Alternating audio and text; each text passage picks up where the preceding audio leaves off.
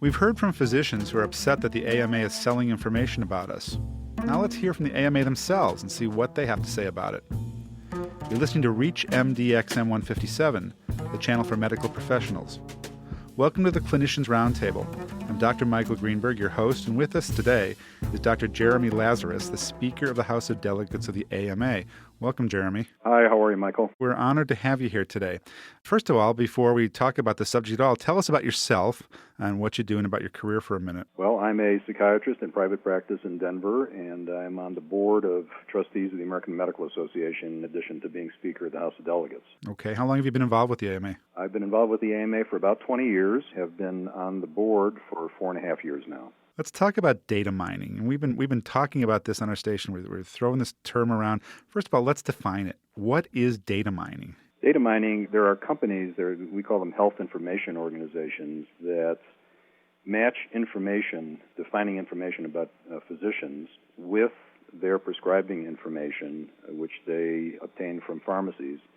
And then they put that information together to basically establish prescribing profiles for physicians. So they're using this for their own marketing programs, correct? Pharmaceutical companies do use that for marketing. The information is also used for research. It's used for drug recalls, public health information. It's also used in various educational programs now also. So it's used for a variety of purposes.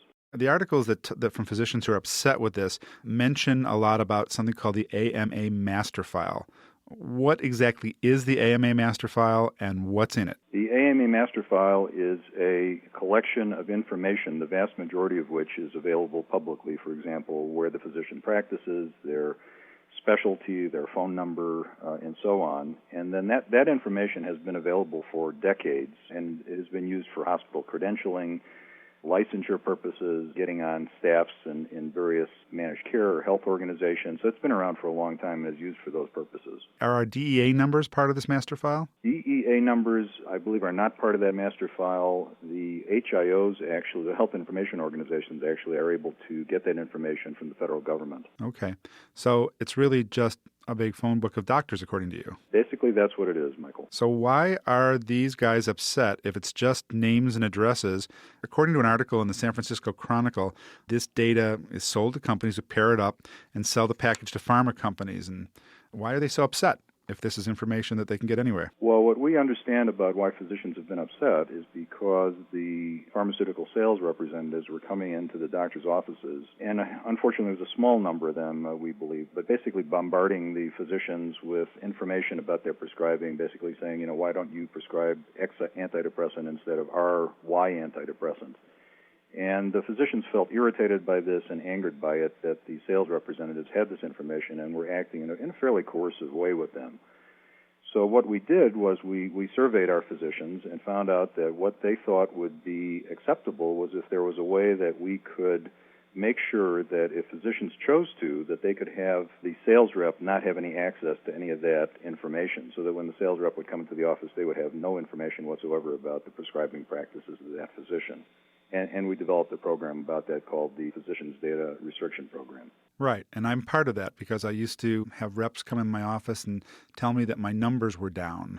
I threw them out, I said, I don't work for you. I'm sure that would have been irritating to anyone.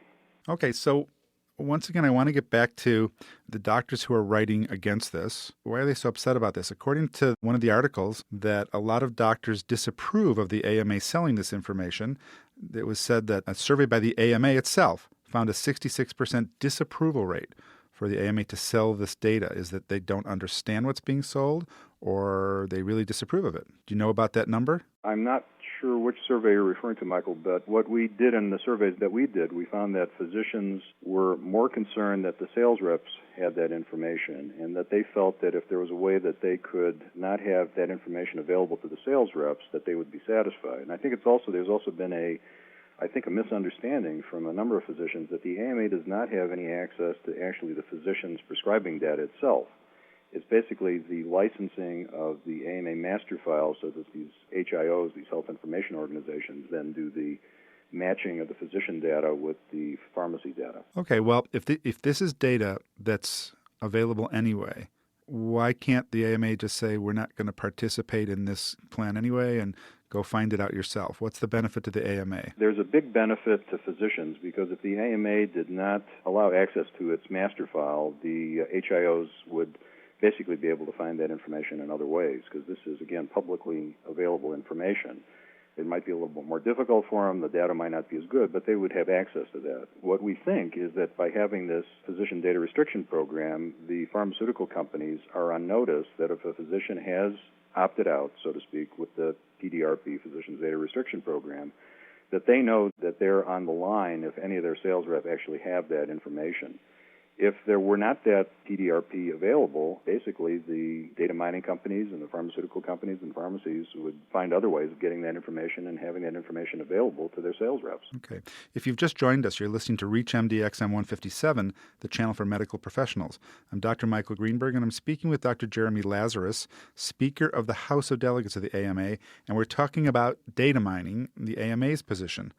Well, Jeremy, according to these articles, the AMA earns about $40+ million selling this information. Is that an accurate number in your information? Overall, the income, which is publicly available, is somewhere over $40 million altogether for the master file. That is, and then part of that is the licensing with the data mining companies. That's a lot of money for numbers. Man, I'll get phone books and list them and sell them for $4 million. It's important revenue, and it's revenue that the AMA is able to use to the good use for patients and physicians in this country. For example, we've got a very substantial program to try to get the uninsured covered. We do it for public health reasons. It's used for the AMA's advocacy actions all around the country. Okay, by the way, I want to go back one step.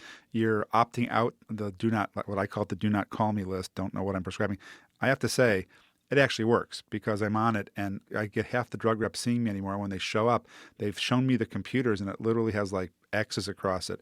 They have no more information. So should we encourage more people who are upset to join in this program? I'm glad you brought that up, Michael, because since the program has been up and running, we've had no complaints from physicians and that there has been a breach of that understanding.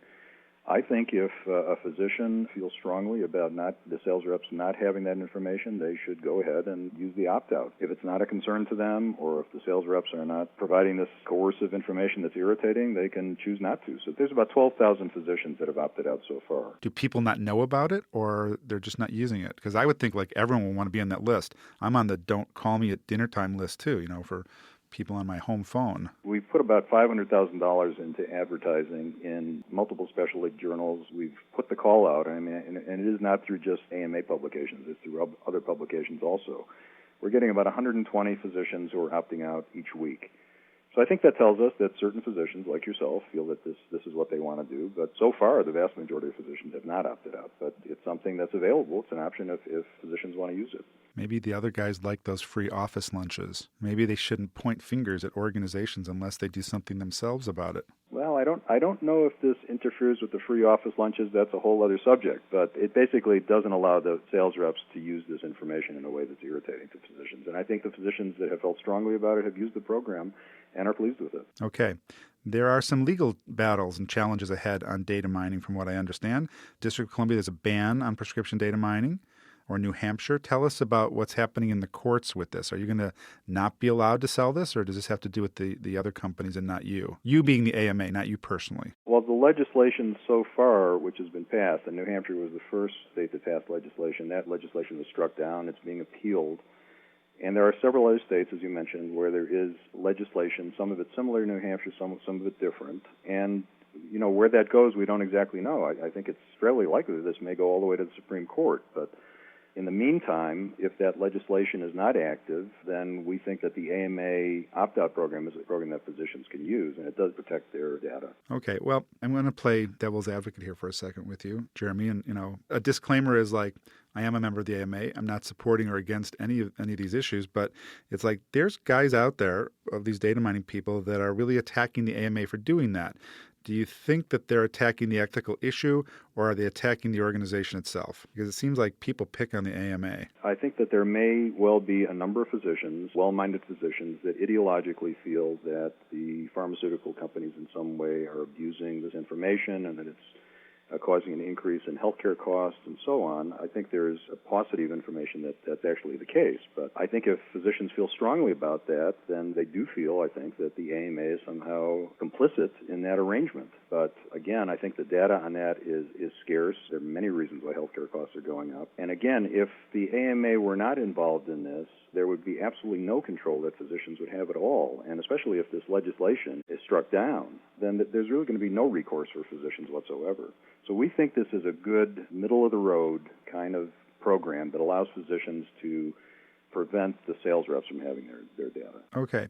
Middle of the road. Are you talking about the opt-out program? Yes. Okay. So, but what I just heard you say is that if the AMA didn't participate, there'd be no control. Are you talking about the participation in selling our information, there'd be no control, or just in the opt-out program? I'm not quite clear what you meant there. If the AMA did not license its master files, or that the data mining companies use some other source for it, there would not be this arrangement that would prevent the sales reps from having their data, unless the legislation that has been passed and struck down would actually go through and prevent the pharmaceutical companies from using that information. Okay, but when you say they prevent the pharmaceutical companies, does the AMA specifically say that when they lease the master file, or they're just giving the information and then they have the opt-out program? Or are you specifically putting a stop on that so that it can't be used? The physicians who are using the opt-out, the PDRP, the pharmaceutical companies have agreed that they will not allow the sales reps to have that information. If there is a breach of that agreement of those physicians who have opted out, then the whole ability of the pharmaceutical company to be involved and get any of that data at all is at risk, and there are severe consequences if they actually breach that agreement. Okay. Like what? Spanking? Or like not being able to get any of the information at all. All right. Any of the master file information at all? That's right. Okay. But once again, devil's advocate, you said that that's information that someone else could get anyway. They could get it, but they have agreed that this is an approach that allows the free speech issues that have been that have been the concern in the legislation. And the data mining companies have been able to use the master file in a way. It is probably the best data that's available. So I think they see some advantage to having this arrangement, and I think they see an advantage to working with organized medicine in a way that physicians are not displeased with the way they are doing their marketing. Jeremy, thanks for being our guest today and sharing the AMA side of the debate about data mining. I'm Dr. Michael Greenberg, and you've been listening to the Clinicians Roundtable on ReachMD-XM 157, the channel for medical professionals. ReachMD-XM is here for you, the health professionals who care for your patients. We welcome your questions and comments. Please visit us at reachmd.com, where our new on-demand and podcast features will allow you to access our entire program library. You can register on our website, and with a promo code of MGHOST, H-O-S-T, you can get 6 months for free of downloadable podcasts and our programs, and we thank you for listening. This is Dr. Jeremy Lazarus, Speaker of the AMA House of Delegates, and you are listening to ReachMD-XM 157, the channel for medical professionals.